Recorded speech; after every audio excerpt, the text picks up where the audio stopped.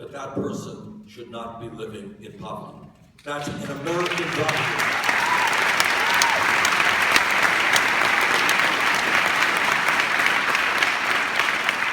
To all of the men in the audience tonight, I hope very much you will stand with women, because when we talk,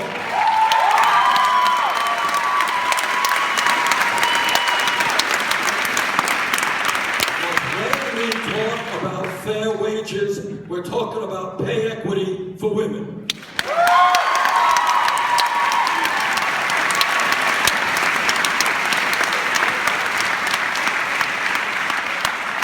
There is no rational economic reason why women make 79 cents compared to men.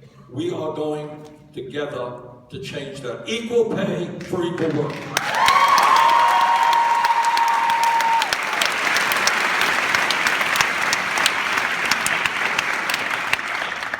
When we talk about American values, let's talk about the fact that in the United States of America, women who have babies should not be forced to go back to work a week or 2 weeks after that baby is born.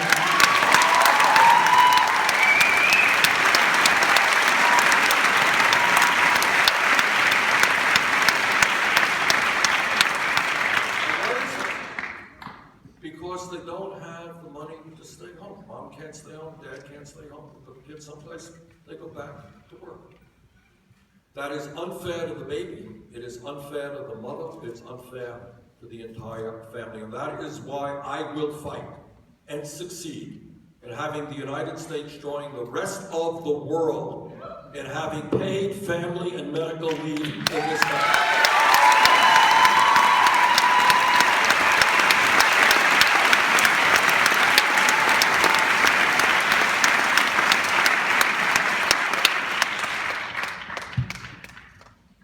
When we talk about the economy, when we talk about people's anxieties, when the pollsters call up the American people, they say, what's most on your mind? What are you worried about most? Almost always people say jobs and the economy. Jobs and the economy. Why is that? Because people know how volatile, how unstable the economy is. They're scared to death that tomorrow they're going to be out of a job. If they're young people, very hard to find a job. If they have a college degree, hard to find a job commensurate with their education.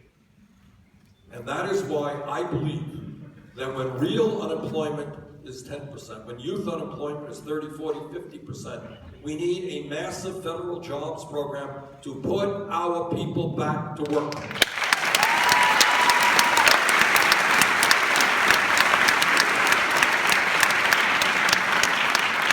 We should be hiring teachers, not firing teachers.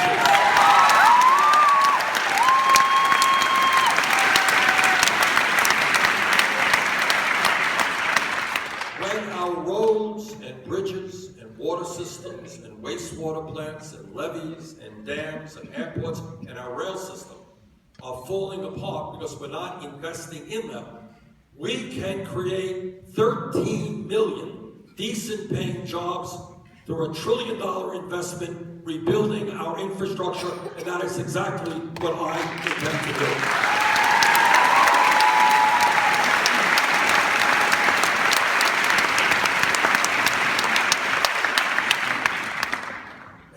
Talk about a rigged economy, when we talk about greed and fraud and dishonesty and arrogance, we are talking about Wall Street.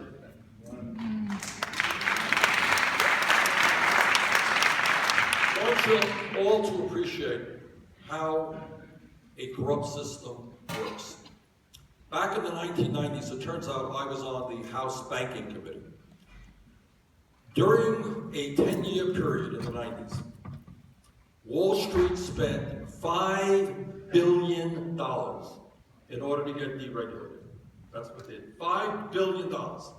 Well, they got deregulated, and then as a result of their recklessness and their greed and their illegal behavior, the whole system collapsed. And then they went running to the taxpayers of this country. They said, bail us out, bail us out. Congress did huge amounts of money to bail them out. So the system works that they spend huge amounts of money on lobbying in order to get deregulated, then they spend more money to get bailed out. That's a corrupt system.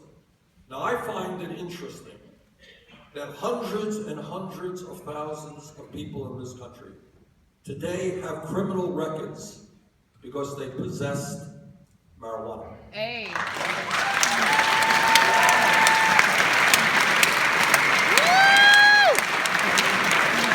Legalize it! Legalize it! I find it more interesting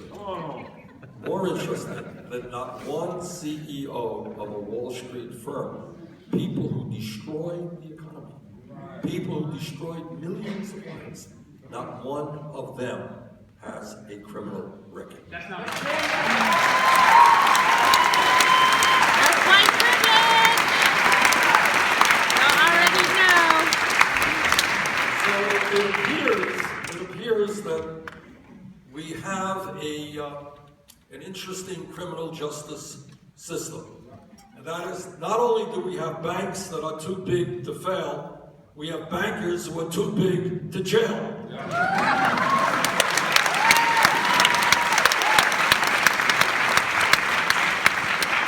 Dr. Martin Luther King Jr.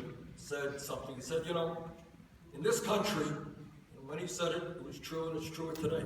He said, we have socialism for the rich and rugged individualism for the poor. Amen.